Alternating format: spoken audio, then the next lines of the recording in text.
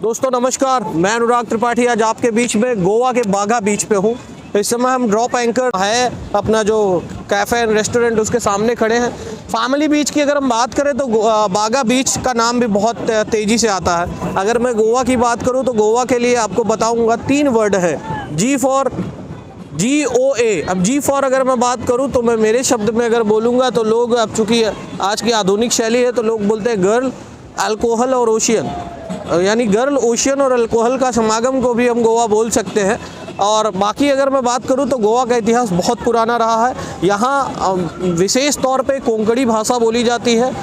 सबसे पहले अगर बात करें तो यहाँ पुर्तगाली भाषा ज़्यादा बोली जाती थी। अभी भी जो यहाँ के जो पुराने लोग हैं वो पुर्तगाली भाषा को ज़्यादा समझते, जानते और मानते हैं, लेकिन अब यहाँ पे कोंकणी भाषा बोली जाती है। यहाँ पे अब सबसे पहली बात बताऊँ तो भारत देश हमारा 15 अगस्त सन 1947 में आज़ाद हो गया था। लेकिन शायद आपको पता होगा कि जब पुर्तगाल ने हमारे देश पे आक्रमण किया था तो उस समय लगातार 47 से लेके 61 तक 19 दिसंबर तक हमारा देश का ये जो हिस्सा था गोवा, वो भी पुर्तगालियों के ही कब्जे में था। लेकिन 19 दिसंबर को भी हम इसीलिए गोवा मुक्ति दिवस के नाम पे बनाते हैं और जानते हैं। और 19 दिसंबर सन 1961 को गोवा पूर्ण रूप से आज़ाद हुआ था और तब से हम गोवा को भारत का एक अभिन्न हिस्सा मानते और समझते हैं। दूसरी अगर हम बात करें तो ये गोवा का जो बागा बीच है, इसकी बहुत सारी अपनी अपनी चर्चित कहानियाँ। जैसे अगर आप पीछे देखेंगे तो बहुत सारे फैमिलियंस हैं जो आते रहते हैं यहाँ पे घूमने के लिए, अपना समय बिताने के लिए, छुट्टियों में आने के लिए। अभी हम बरसात के मौसम में यहाँ पे आए हुए हैं और बरसात का नज़ारा आपको देखने को मिल रहा है। विभिन्न तरह के लोग हैं, विभिन्न तरह की स्थिति परिस्थिति है और हर तरीके का आपको यहाँ नज़ारा देखने, समझने, सुनने को मिलेगा।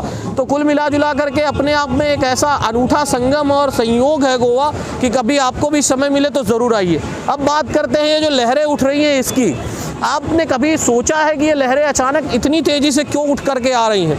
मैं आपको इसके बारे में बताना चाहूँगा कि ये लहरें इसलिए आ रही हैं क्योंकि जो पानी होता है, यानी जो भी हमारा जल है, उसमें ऑलरेडी इतनी ऊर्जा होती है कि उस ऊर्जा के माध्यम से जब पानी के ऊपर ये सतहें टकराती हैं तो उस ऊर्जा से एक अलग तरीके की ऊर्जा निकलती है और वो पानी को वृत्ताकार में घुमाती है और वो वृत्ताकार आकर के सीधा वो लहर बन करके आता है। अगर वो जब आखिरी में आता है तो होता क्या है कि जो वृत्ताकार रहता है वो सीधा समतल तट पे आने जाता है, इसलिए वो अचानक लहरों के स्वरूप में परिवर्तित हो जाता है। वैसे भी कहते हैं पानी शांत, तो पानी कभी शांत नहीं होता है, वो कहने की बातें हैं। एक्चुअल में पानी में इतनी ज़्यादा शक्ति है कि जो अपने आप में बहुत बड़ी बात है। इसके अंदर की अगर हम बात करें तो विभिन्न तरह के रत्न, मणि, आभूषण और बहुत सारी ऐसी ऐसी चीज़ें मिलती हैं जिसको देख करके आपको समझ में आएगा कि वाकई में क्या क्या बातें हैं। आज भी समुद्रों के रहस्य के बारे में लोग खोजते समझते रहते हैं। तो कुल मिला जुला करके एक अनुपम सौंदर्य का नज़ारा, एक अनुपम सौंदर्य की बातें। कभी भी समय मिले गोवा आइए, घूमिए,